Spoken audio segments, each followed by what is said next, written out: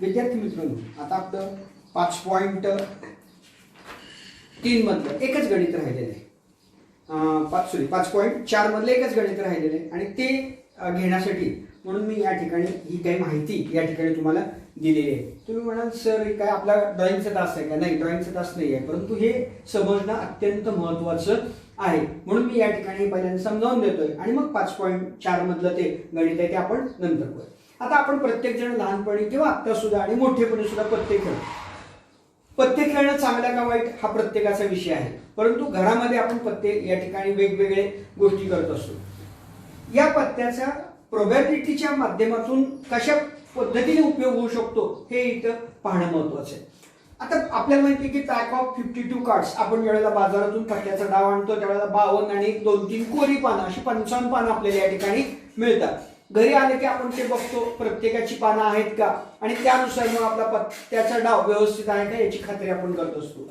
मग आता गणिताच्या दृष्टीने याचा विचार करत असताना या ठिकाणी आपण काय विचार करायचा आहे की या 52 पानामध्ये 26 पानं ही रेड कार्ड्सची आहेत आणि 26 पानं ही ब्लॅकची. अशा पद्धतीने 52 चे 2 भाग झाले 26 आणि 26.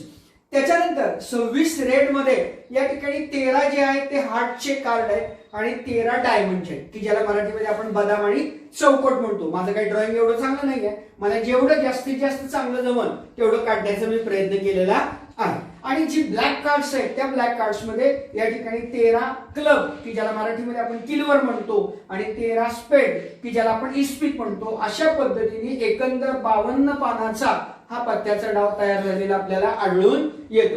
म्हणजे या ठिकाणी आपल्या लक्षात येते की प्रत्येक जो भाग आहे 13 हार्ट्स, 13 डायमंड, 13 क्लब आणि 13 स्पेड अशा पद्धतीने 52 पानं तयार झालेली आपल्याला आढळून येतात. So in each pack of 13 cards. आता या 13 कार्डाची विभागणी परत कशी केलेली आहे? देअर आर किंग राजा, क्वीन राणी अँड जोकर हे 3 आपल्याला माहित असतात. याशिवाय दशी म्हणजे 10, 9, 8 या पद्धतीने 37, 36, 25, 24, 30, दुरी आणि एस की ज्याला आपण इंग्रजीमध्ये एक्का मराठीमध्ये एक्का असं म्हणतो आणि इंग्रजीमध्ये एस असं म्हणतो. म्हणजे अशा पद्धतीने एक्का, दुरी, तिरी, 24, 25, 36, 37, 38, 39, दशी, जोकर, क्वीन आणि किंग असा एक 13 पानाचा संच या ठिकाणी तयार झालेला आपल्याला आढळून येतो. आता याच्यामधली चित्र कार्ड किंवा फेस कार्ड कशाला म्हणायचं तर किंग, क्वीन आणि जोकर एक्का त्याच्यामध्ये येत नाही हे लक्षात घ्यायचं. परीक्षेमध्ये प्रश्न आला तर एक्का काहीही संबंध नाही. 1 ते 10 हे या ठिकाणी आपल्याला न्यूमरिक्स आहेत असं सांगता येईल.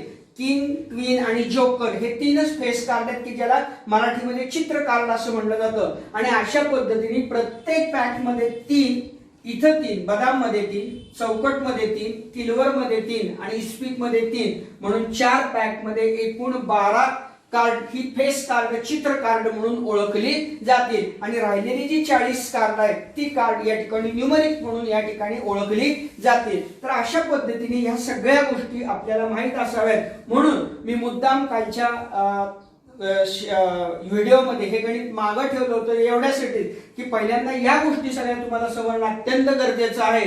नुसतं पत्ते खेळणं सोपं पण पत्त्याचा गणितासाठी कसा वापर करता येतो हे पाहणं वेगळं आहे, महत्वाचं आहे. आणि त्यासाठी पहिल्यांदा ह्या गोष्टी सगळ्या क्लिअर तुमच्याकडनं कराव्यात, तुम्हाला क्लिअर सांगाव्यात, क्लिअर तुमच्याकडनं तुम्ही समजून घ्याव्यात. या दृष्टिकोनातून या पद्धतीचा हा ह्या सगळ्या गोष्टी मी केलेल्या आहेत. मला वाटतं की बऱ्यापैकी तुम्हाला हे समजलं असेल. निश्चितपणे पुस्तकामध्ये पान नंबर 115 वर परत आहे. जर काही अडचण आली तर तुम्ही त्याचा आधार या ठिकाणी घेऊ शकता. परंतु इतकी माहिती अभ्यासासाठी इतकी पत्त्याची माहिती तुम्हाला पुरेशी आहे. नेक्स्ट आता आपण एक्झाम्पल कडे जाऊ. एक्झाम्पल 5 प्रॅक्टिस सेट 5.4 मधलं शेवटचं. अ card is drawn at random from a pack of well shuffle 52 playing cards. Find the probability that card drawn is 1 and S म्हणजे एक्का, अ स्पेड म्हणजे इस्पिकचं कार्ड ते असणं गरजेचं आहे. मग या सगळ्या गोष्टींसाठी आता मी तुम्हाला मागे एकदा सांगितलं होतं की काही ठिकाणी सॅम्पल स्पेस आहे हा डायरेक्ट लिहिला तरी चालू शकतो. त्याचा वापर या ठिकाणी आपण करणार आहोत. कसं करणार आहोत तर आता या ठिकाणी गिवन काय आहे? अ कार्ड ऑफ किंवा अ पॅक ऑफ 52 कार्ड्स या पद्धतीने द्या. अ पॅक ऑफ 52 कार्ड्स, त्यामुळे S इज इक्वल टू 52 आहे. So N of S is equal to 52 आहे. किंवा इथं तुम्ही 52 कार्ड्स असं म्हटलं तरी चालेल, काही फरक पडणार नाही. नाव ए इज द इव्हेंट. काय सांगितलं आपल्याला? N S. आता बघा 4 एस असणार, एक बदामचा, एक चौकटचा, एक किलवरचा आणि एक इस्पिकचा. 4 एस असणार आहे. त्यामुळे या ठिकाणी A is equal to there are 4 ace card. Ace cards. So n of a is equal to 4. N of a is equal to 4. We have to calculate probability. So P of a is equal to n of a divided by n of s, which is equal to 4 divided by 52. 13 Chowk 52. So P of a is equal to 1 divided by 13, and that is the answer for first question.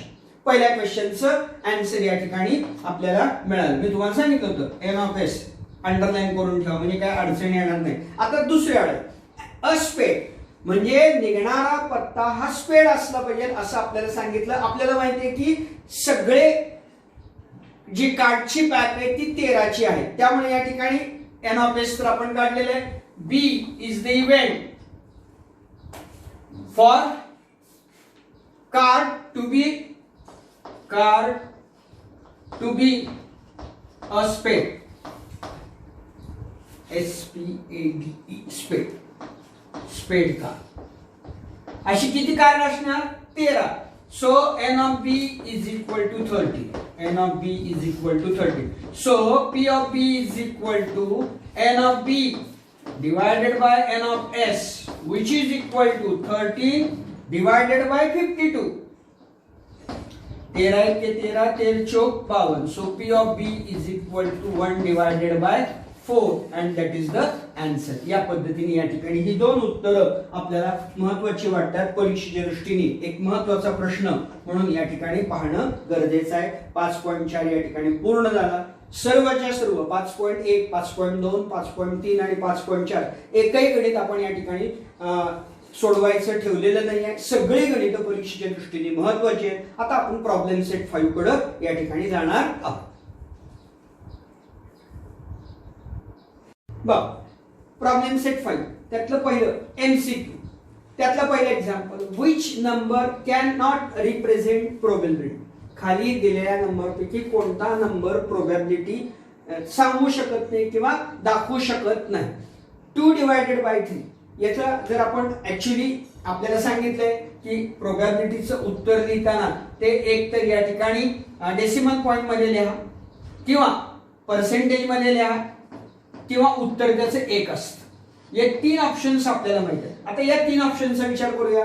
इथे या ठिकाणी हे चालतंय, percentage मध्ये लिहिलेलं पण चालतंय, हे पण चालतंय. ऍक्च्युली आता हे 0.7 हे कसं उत्तर आलं असेल? 7 भागिले 10 अशा स्वरूपामध्ये आलेलं असेल. आणि इथं महत्वाची गोष्ट आपल्या लक्षात येईल की ही सगळी प्रोबॅबिलिटी ही 1 पेक्षा कमी असलेलं आपल्याला आढळून येतं. एकमेव यातलं जे ऑप्शन आहे किंवा पर्याय 1.5 म्हणजे प्रोबॅबिलिटी ही 1 पेक्षा जास्त झाली आणि म्हणून हा ऑप्शन या ठिकाणी आपल्याला चालत नाही. आणि त्याच्यामुळं यातलं which number cannot represent probability याचा ऑप्शन असणार आहे 1.5 बी असणार आहे.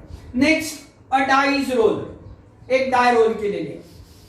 आता डाय रोल केली की आपल्याला माहित आहे त्याचं sample space S is equal to 1 2 3 4 5 6च येणार, याच्यापेक्षा वेगळा येणार नाही. एन ऑफ एस या ठिकाणी किती येणार आहे? 6 येणार आहे. ए इज द इव्हेंट. काय सांगतो तो इव्हेंट आपल्याला? काय म्हणतायत ते? What is the probability that number appearing on upper face is less than 3?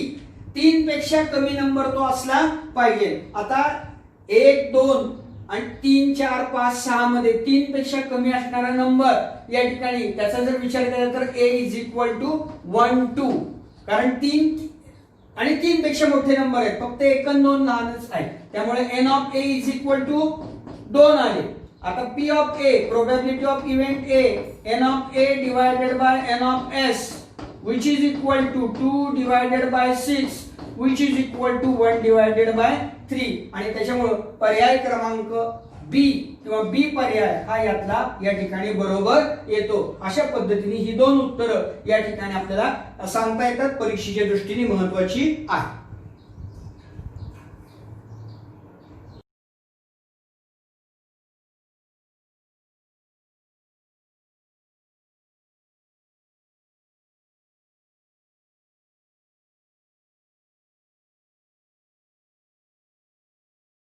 आता तिसरं गणित, याच्या अगोदर हे गणिताच्या अगोदर तुम्ही पाहिलं असेल की एक मी चार्ट टाकलेला आहे, तो या गणितासाठी उपयोगी आहे. कसा उपयोगी आहे?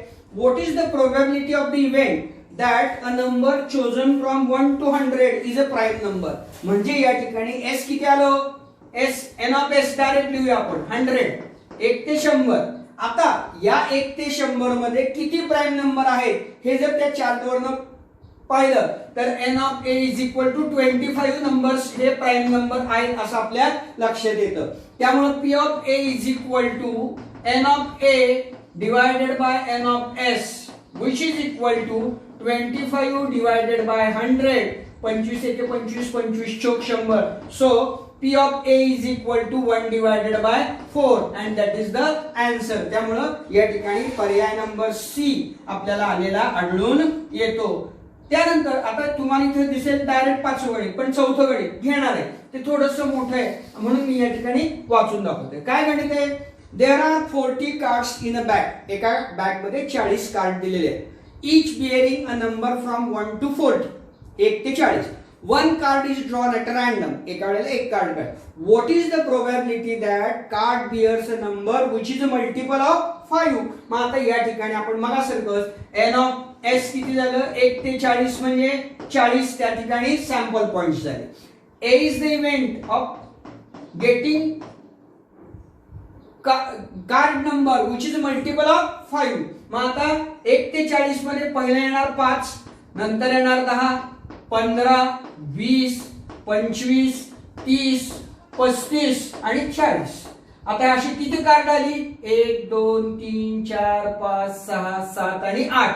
So n of a is equal to 8. So p of a is equal to n of a divided by n of s which is equal to 8 divided by 40.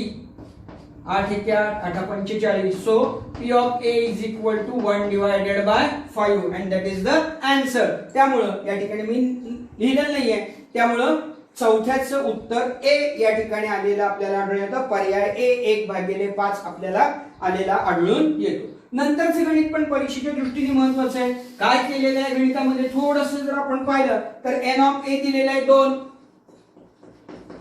त्यानंतर आपल्याला दिलेलं आहे P of A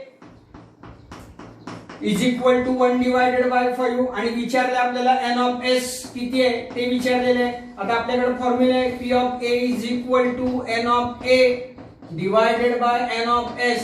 किमती कशा कशाची दिलेल्या आहेत? P of A 1 divided by 5, n of A 2, n of s. By taking cross multiplication n of s is equal to 10 आणि त्यामुळे या ठिकाणी आपल्याला पर्याय क्रमांक ए हा त्याचा बरोबर आलेला आढळून येतो. अशा पद्धतीने ही सगळी गणितं 5च्या 5 गणितं परीक्षेच्या दृष्टीने या प्रॉब्लेम सेट मधली महत्वाची आहेत. काळजीपूर्वक या ठिकाणी पहा. त्यातल्या त्यात पहिलं गणित थोडंसं ट्रिकी आहे आणि त्याचा विचार जास्त वेगळ्या पद्धतीने केलेला आहे. तो फक्त लक्षात असू द्यात म्हणजे झालं. अशा पद्धतीने हा MCQ चा भाग पूर्ण होतो. Example number 2. Basketball players John, Wasim and Akash were participating the ball drop in basket. The probability of their success for John, Wasim and Akash are 4 divided by 5, 0.83 and 58 respectively. So from this, who had the greatest probability of success?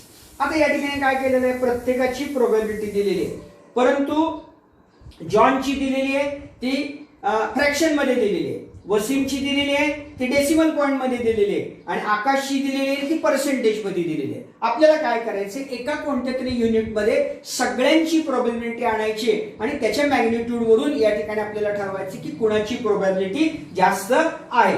त्यामुळे या ठिकाणी given काय काय दिलेले आहे, given probability of success for John, which is equal to 4 divided by 5. Then Wasim, which is equal to 0.83. And then Akash, which is equal to 58%. To find greatest probability of success. Given आणि find. आता या ठिकाणी answer काढताना कोणत्या तरी एका unit मध्ये सगळे आपण घेऊ, आपण सगळे पर्सेंटेज मध्ये आणण्याचा प्रयत्न करूया. So John which is equal to 4 divided by 5 in 1 unit, थोडक्यात 1 युनिट मध्ये आणू. आता 5 हे जर पर्सेंटेज मध्ये आणायचं असेल तर खाली 100 पाहिजेत आपल्याला, मग 5 आहे, मग 100 कधी येतील, जर आपण अंशाला आणि छेदाला 20 ने मल्टिप्लाय केलं. So 20 divided by 20 which is equal to 20 Chowk 80 20 100 which is equal to 80%. Percentage मध्ये जॉनचा. वसीम हा फ्रॅक्शन मध्ये दिलेला आहे 0.83 which is equal to 0.83 divided by 100 आणि त्यामुळं याचं पर्सेंटेज आलं 83%. कारण 83 डिवायडेड बाय आणि हे डिवायडेड आहे, अंशात गेले की ते एकमेकांना कॅन्सल होतील आणि 83 त्याचं उत्तर येईल. आणि आकाशचं तर दिलेलंच आहे, आकाश which is equal to 58%. 58%. Normally आता 3 संख्या आहे, सगळ्यात मोठी संख्या 80, त्याच्यानंतरची संख्या सगळ्यात मोठी संख्या 83, त्याच्यानंतरची 80 आणि त्याच्यानंतरची 58. प्रत्येकाचं पर्सेंटेज काढलं. 83% इज ग्रेटेस्ट, दॅन 80%, दॅन 58%. आणि त्यामुळे या सगळ्या गोष्टीवरून आपल्या लक्षात येईल की ग्रेटेस्ट प्रोबॅबिलिटी ऑफ सक्सेस कोणाची, 83% ची, म्हणजेच कोणाची आहे, वसीमची. So greatest probability of success which is equal to 83% आणि कुणाची, which is of Wasim, which is of वसीमची असलेली आपल्याला आढळून येते आणि हे या ठिकाणी आपल्याला उत्तर सांगता येईल. तर अशा पद्धतीने हे गणित या ठिकाणी समजावून सोडवणं महत्वाचं आहे. एका कोणत्या तरी युनिट मध्ये, आता युनिट म्हणता येत नाहीये, परंतु एका साईट मध्ये, एका साईज मध्ये आपल्याला हे आणणं गरजेचं आहे. त्याशिवाय आपण यांच्यामधलं डिफरन्सिएशन किंवा तुलना करू शकत नाहीये आणि त्यामुळे आपण सगळ्याला या ठिकाणी पर्सेंटेज मध्ये आणलेलं आहे आणि नंतर तुलना केलेली आहे आणि आपल्याला उत्तर या ठिकाणी मिळालेलं आहे. Example number 3. In a hockey team there are 6 defenders, 4 offenders and 1 goalie. Out of this, one player is to be selected randomly as a captain. Find the probability of the selection that when goalie is to be selected and second a defender will be selected. आता hockey team, या hockey team मध्ये given in a hockey team काय काय कोण कोण आहेत आपल्याला आणि किती किती दिलेले आहेत त्याचा विचार करूया.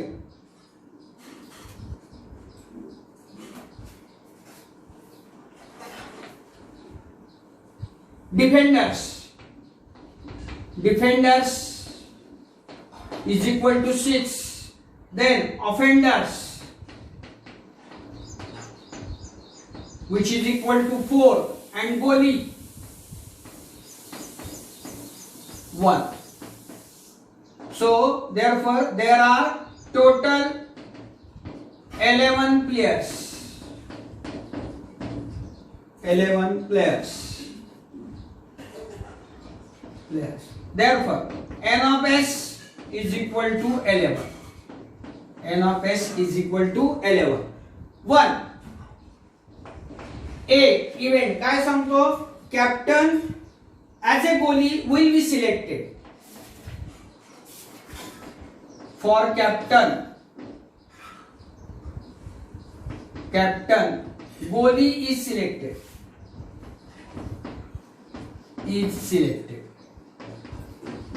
आता गोली जर सिलेक्ट करायचं म्हटलं तर एकच गोली आहे, त्यामुळे या ठिकाणी n of a is equal to 1 येणार. n of a is equal to 1 येणार. सो याची प्रोबॅबिलिटी काय असणार?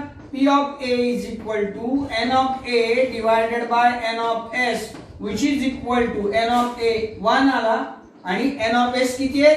11 आहे. 11. So probability of event A when goalie is selected as a captain, the probability is 1 divided by 11. Second, B मध्ये काय दिलेले आपल्याला या ठिकाणी की कोण सिलेक्ट करायचं आहे? अ डिफेंडर. आता डिफेंडर किती तिथं? There are 6 defender. So n of B is equal to 6. म्हणजे या 6 पैकी एक प्लेयर हा कॅप्टन होऊ शकतो. So n of B is equal to 6. So P of B is equal to n of B divided by n of S, which is equal to 6 divided by 12. 6 divided by 11. Sorry, 11. So P of B is equal to 6 divided by 11, and that is the answer. अशा पद्धतीने ही दोन उत्तर या ठिकाणी आपल्याला महत्त्वाची वाटतात. परीक्षेच्या दृष्टीने हे गणित महत्त्वाचं आहे. Example number 4. Joseph kept 26 cards in a cap, bearing one English alphabet on each card. One card is drawn at random. What is the probability that card drawn is a oval card? Oval card या ठिकाणी आपल्याला मिळणं आवश्यक आहे. अशा पद्धतीची condition या ठिकाणी आपल्याला दिलेली आहे. जोसेफ आहे, त्याच्याकडे कार्ड आहे, त्याच्यावर A B C D E F या पद्धतीने झेड पर्यंत सगळे अक्षर दिलेले आहेत. त्या 26 कार्ड मधून एक कार्ड आपल्याला घ्यायचंय की जे कार्ड या ठिकाणी कोणत्या स्वरूपाचं असलं पाहिजे? ओवेल स्वरूपाचं असलं पाहिजे, आणि त्याची प्रोबॅबिलिटी काय आहे ते या ठिकाणी आपल्याला विचारलेलं आहे. So S is equal to 26 cards. So n of S is equal to 26. A is the event that card is of type vowel. आता इथं आपल्याला माहित आहे, आपण पाहिलेलं आहे की कोणकोणते अल्फाबेट्स आहेत. तर ए ई आय ओ आणि यू हे अल्फाबेट्स 5 अल्फाबेट्स ओवेल स्वरूपामध्ये येतात. So n of A is equal to 5. So probability of getting oval is P of A is equal to n of A divided by n of S, and which is equal to 5 divided by 26. त्यामुळे ही probability किती येईल? 5 divided by 26 इतकी येते असं आपल्याला सांगता येतं. तर हे गणित परीक्षेच्या दृष्टीने महत्त्वाचं आहे. इथं कन्फ्युजन अजिबात होऊ द्यायचं नाही. Example number 5. A balloon vendor has 2 red, 3 blue and 4 green balloons. 2 लाल आहेत, 3 निळे आहेत आणि 4 हिरवे आहेत. He want to choose one of them at random to give it to प्रणाली. प्रणालीला देण्यासाठी प्रणालीला ते सांगितले यातलं कुठलंही एक एका वेळेला निवडायचं. What is the probability of the event that प्रणाली gets? पहिलं रेड बलून, सेकंड ब्ल्यू आणि थर्ड ग्रीन. याची प्रोबॅबिलिटी या ठिकाणी आपल्याला काढायला सांगितलेली आहे. तर पहिल्यांदा आपल्याला याचा सॅम्पल स्पेस लिहिणं गरजेचं आहे. सो त्याच्या अगोदर सॅम्पल स्पेस लिहिण्याच्या अगोदर रेड बलून या ठिकाणी आपण नाव लिहूया ना. रेड बलून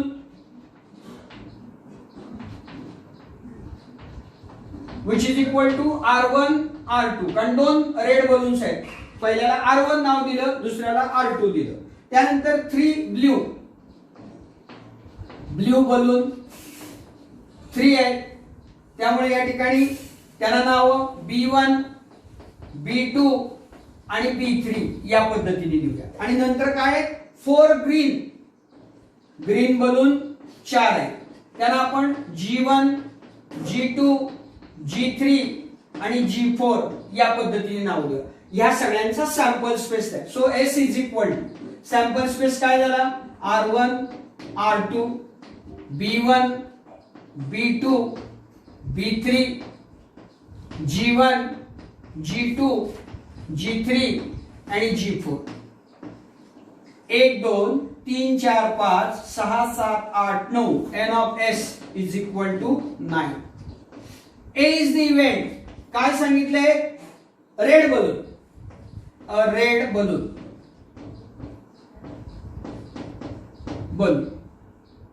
यायला पाहिजे. मग रेड बलून किती आहे 2 आहे. So A is equal to R1 R2.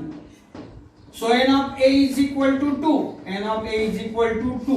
So probability of event A is equal to n of A divided by n of S, which is equal to 2 divided by 9. So probability of event A, which is a red balloon, for red balloon is 2 divided by 9. Second, B काय सांगितले आपल्याला या ठिकाणी की येणारा balloon हा blue पाहिजे. Blue किती आहे 1 2 3 B1 B2 B3. So B is equal to एक तर B1 येईल, दुसरा B2 येईल किंवा B3 येईल. कारण आपल्याला कंडिशन आहे की ब्ल्यू शिवाय कोणताही बलून घ्यायचा नाही.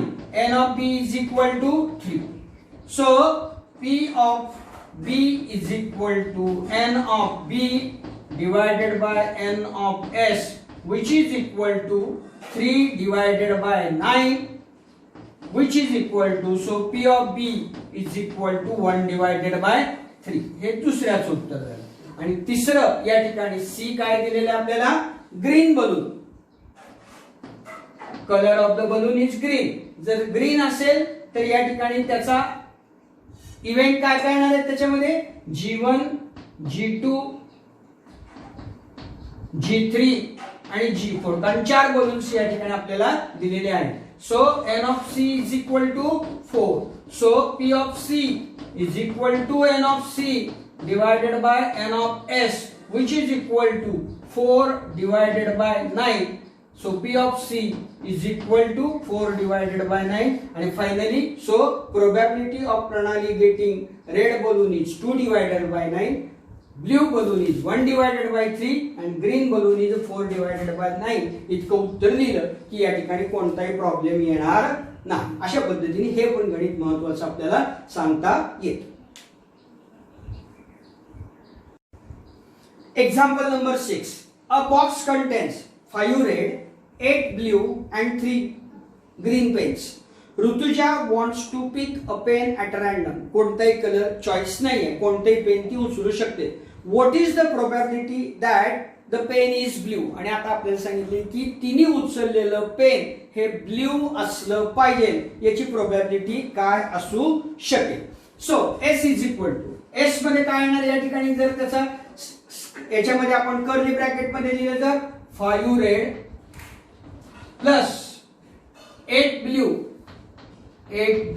Plus 3 green. हे कसं येईल S इज इक्वल टू किंवा कर्ली ब्रॅकेट नको या पद्धतीने द्या. परत कन्फ्युजन तुमच्यामध्ये की इथं कर्ली ब्रॅकेट सरांनी कशी काय वापरली. 8 आणि 5 13, 13 आणि 3 16, 16 पेन्स त्या ठिकाणी आले. So n of S is equal to 16. हे गणित आहे 6. त्यानंतर आता काय म्हटलेलं आहे Rutuja wants to pick a pen at random. What is the probability that the pen is a blue? So A is the event. Pen is blue. So n of A, आता blue pens किती आहेत या ठिकाणी 8 आहे. n of A is equal to 8. So probability of getting blue pen P of A is equal to n of A divided by n of S, which is equal to 8 divided by 16. So P of A is equal to 1/2, and that is the answer or the your question or ऋतुजा's probability of getting blue pen is 1/2 या पद्धतीने. Example number 7. 6 faces of die are shown as below. A, B, C, D, E and again A. If die is rolled once, एकदाच roll. Find the probability of A appears on the face, D appears on the face. So S is equal to या ठिकाणी 1 2 3 4 5 आणि 6. So therefore n of S which is equal to 6. N of S is equal to 6. A is the event for appearing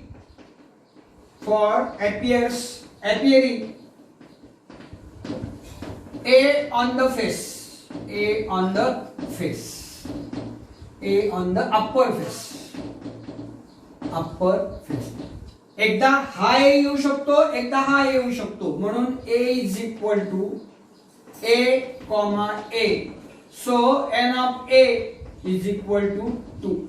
So P of A is equal to n of A divided by n of S, which is equal to 2 divided by 6. So P of A is equal to 1 divided by 3. 1 divided by 3. या पद्धतीने एक पहिलं उत्तर या ठिकाणी येऊ शकतं. दुसरं काय म्हणलेलं आहे? दुसऱ्यामध्ये बी इव्हेंट काय म्हणलेलं आहे? D for D appears on upper face. आता डी फक्त एकदाच आहे, त्यामुळं या ठिकाणी n ऑफ किंवा असं देऊ शकता तुम्ही b इज इक्वल टू एकदा d, so n of b is equal to 1. So p of b is equal to n of b divided by n of s, which is equal to 1 divided by n of s. किती दिलेत आपल्याला? 6. 1 divided by 6. So P of B is equal to 1 divided by 6. या पद्धतीने याचं उत्तर या ठिकाणी आपल्याला मिळू शकतं.